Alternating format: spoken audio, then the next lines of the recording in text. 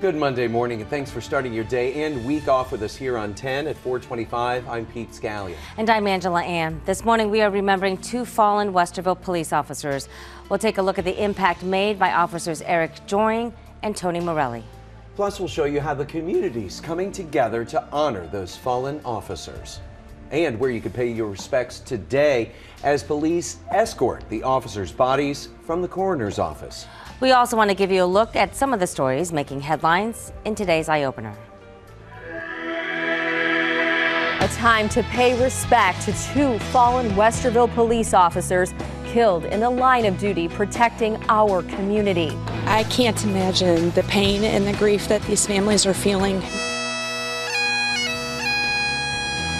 Neighbors and first responders from around the area gathered to hear stories about Officer Eric Joring and Officer Anthony Morelli. They were all about breaking down barriers and building bridges. Federal investigators will help piece together what led to a sightseeing helicopter crash in the Grand Canyon. It was pretty bad. It's amazing how they survived. President Trump will try to put the focus back on legislation and announce his plan for infrastructure investment. $1.5 trillion is the price tag. And at 426 this morning, we're also seeing some pretty icy conditions in some spots of Central Ohio. Yes, Athens County, a level 2 snow emergency this morning. So let's get back to Jeff Booth with a look at what's happening today. Yeah, we got a little light snow and some slick spots, especially as you move southeast of the city, but things will be moving out. We're actually looking at a clearing trend before you know it. We'll let you know how warm it will get today and what days this week. We'll get into the 50s and possibly even 60 coming up.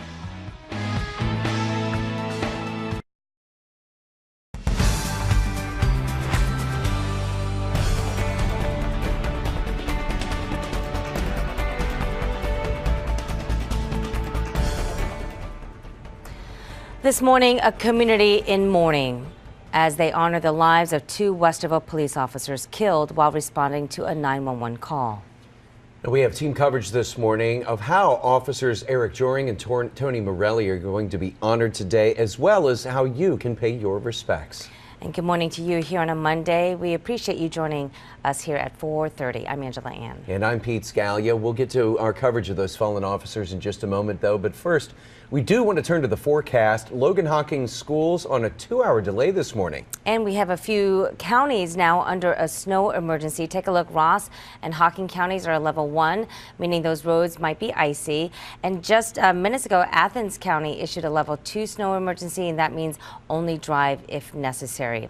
Now, we have learned that Pike County is at a level 3 this morning, and that means you cannot be on the roads unless you are an emergency personnel. All right, so we want to get straight to Doppler 10 meteorologist Jeff Booth in for Mike Davis this morning. And wow, I mean, it looks like just to the south of us, Jeff, what a mess. Yeah, south and southeast, we have some winter weather advisories that are in effect. Ross, Pike, as well as Hawkins counties, and these are in effect until 7 o'clock. Scioto County under that as well. I'm tracking a warm-up. We'll let you know when we'll see some rain and highs in the 50s and maybe even 60 coming up. Molly Brewer has traffic every 10 minutes. Molly, how do the roads look? All right, so far so good. We're off to a pretty clear start this morning, although 50s and 60s sound nice. We'll have another update on traffic coming up in just about 10 minutes.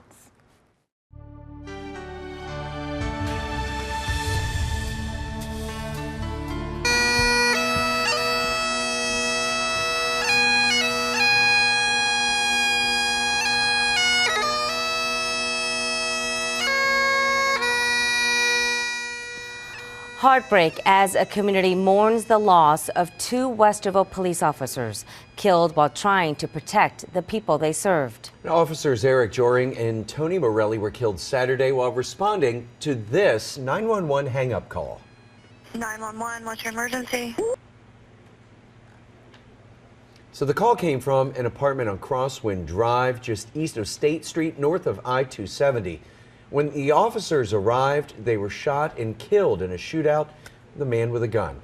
Now, the two fallen officers had nearly 50 years of experience combined. Eric Joring was 39 years old and was a 17-year veteran police officer.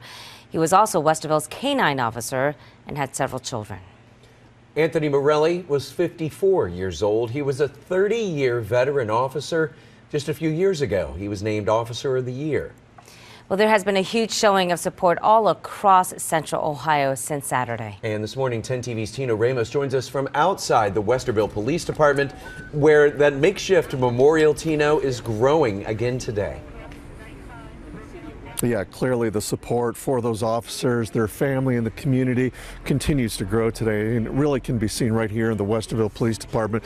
Look at the memorial right here, a growing number of flowers and other items here, remembering the 2 Westerville police officers who lost their lives over the weekend, and the community stepping up to let those affected know that they're not alone. You know, from prayer vigils to signs of support, people from around the country are offering what they can to help those who are grieving from the deaths of the officers, Eric Joring and Anthony Morelli. Police have received gifts such as food to the department. Other police agencies are stepping up to patrol the city streets while Westerville officers mourn. Hilliard school students, they're being asked to wear blue today to show their support. T-shirts have been created to help raise money, and an official GoFundMe page is set up to help the families of Joring and Morelli. You know, it's every little effort that can bring the community together at a time when they need it most. We all can say we know these officers somehow, some way. And I just want to say that we really appreciate what all of you do for us. In the short time that we have been here, a number of officers have stopped to pay their respects to the 2 officers, and right now, again, this memorial continues to grow as the community tries to heal. We can tell you there is counseling available as well at the schools and at the churches, but a time to remember, a time to honor, and of course a time to heal. In Westerville, Tino Ramos, 10 TV News.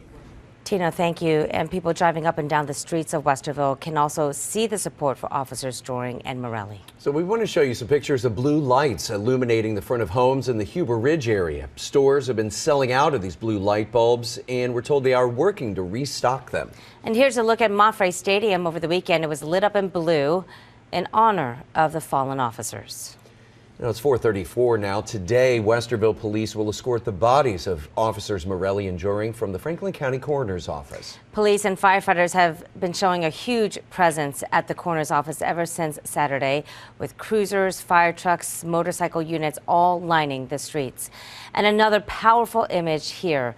Columbus firefighters lowered this American flag on top of a ladder truck just over the coroner's office there as they were preparing for the arrival of the officers' bodies.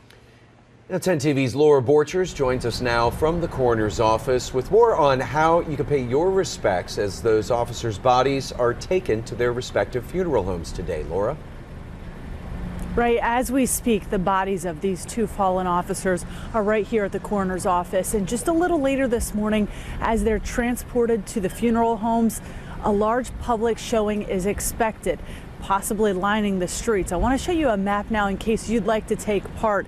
Now, this is beginning again right here at the Franklin County Coroner's Office along King Avenue. The route will move. The police vehicles will guide the way along northbound lanes of 315 and then east along I-270 before moving to State Route 3 to Huber Village Boulevard and on to South Spring Road and East Schrock Road. Officer Morelli will be escorted to the Moreland Funeral Home, and Officer Joring will be escorted to the Hill Funeral Home. Now, while people are expected to line much of that route, the city of Westerville is welcoming the public to find a place to stand, specifically along South State Street from 270 to Uptown Westerville. Police Chief Joe Morbitzer welcomes the support. They literally dedicated their life to our organization, our city, and our citizens. And I ask you again to keep them in your prayers. And 10 TV will have full coverage. You can watch right here 10 TV News as well as 10tv.com, and we will also bring you updates continuously on our social media pages. Reporting live at the coroner's office, I'm Laura Borchers, 10 TV News. All right, Laura, thank you. And of course, this is a very fluid situation, but we're expecting that escort to begin a little after 11 o'clock this morning. So be sure to keep it here, get us on your app as well, and we'll let you know as soon as that escort begins. Well, today, the man accused of killing officers Joring and Morelli is facing murder charges. He's 30-year-old Quentin Smith. Now he's charged with 2 counts of aggravated murder, and we dug into his past and found Smith has had numerous run-ins with police before. So this picture is of Quentin Smith from a prior arrest. According to police reports from November of last year, police noted possible domestic violence at the home, and the most recent call was made in January of this year for a disturbance. Well, Smith is recovering from the injuries he sustained in that shootout with the officers. He is expected to survive. And at 4:38 this morning, in a tweet on Sunday, Ohio Auditor Dave Yost says Franklin County Prosecutor Ron O'Brien will seek the death penalty for Smith. As Westerville police focus on the families of the fallen officers and helping to lay them to rest, other police departments are stepping in to help. Our citizens are going to see different cruisers in the city of Westerville. You're going to see cruisers from Dublin, Hilliard, Upper Arlington, Genoa Township, Otterbein, Columbus, Franklin County, Blendon Township, all patrolling our streets to give our folks a break and time to process that. The thin blue line runs deep in central Ohio. And of course, we'll continue to update you as we learn more about funeral services for Officers Joring and Morelli. You can see our complete coverage of the fallen officers, including the condolences from state leaders and President Donald Trump, at 10tv.com. Well, time now coming up on 4:39 here on this Monday, fighting racism. The stand a Hilliard community is taking today over racially targeted flyers that have been showing up in their neighborhood.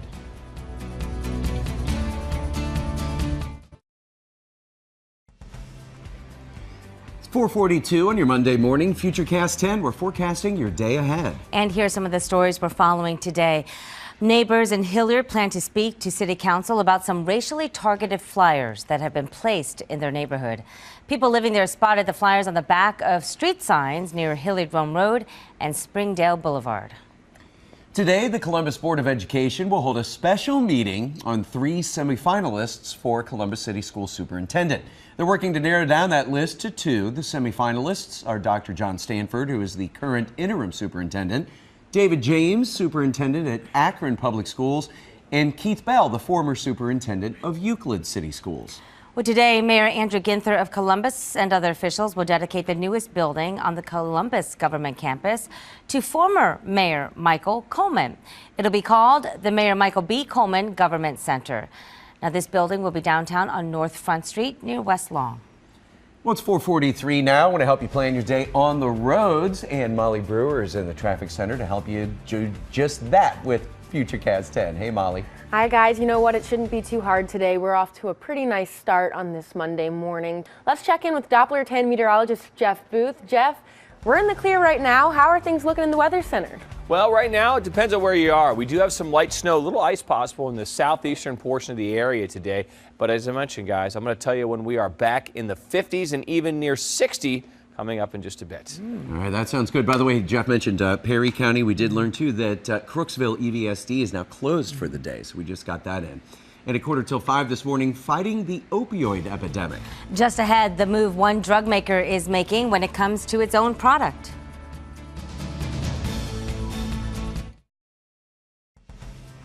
Today, President Donald Trump is expected to unveil his infrastructure plan.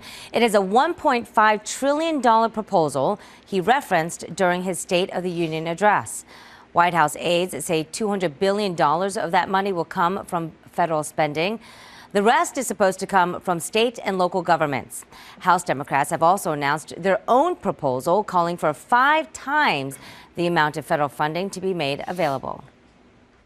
Well, the White House is expressing sympathy for the families of 71 people killed in a plane crash outside Moscow. If you look at the top of your screen, this video shows that plane crash in the distance.